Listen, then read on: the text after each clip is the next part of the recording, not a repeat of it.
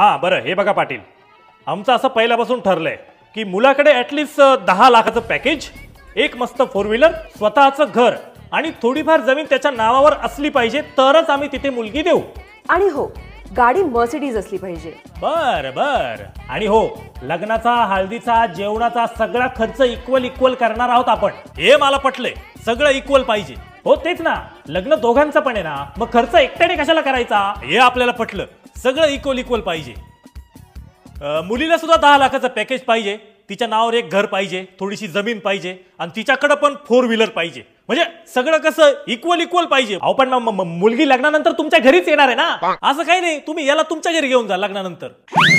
सगळं इक्वल पाहिजे ना. कोणत्या गाडीवर आला तू? मी प्लॅटिना. 25 वर्ष घासली तेव्हा प्लॅटिना घेतली आणि माझ्या पोराकडे 25व्या वर्षी घर, गाडी, बंगला सगळं पाहिजे तुला. करे सुक्काळीच्या.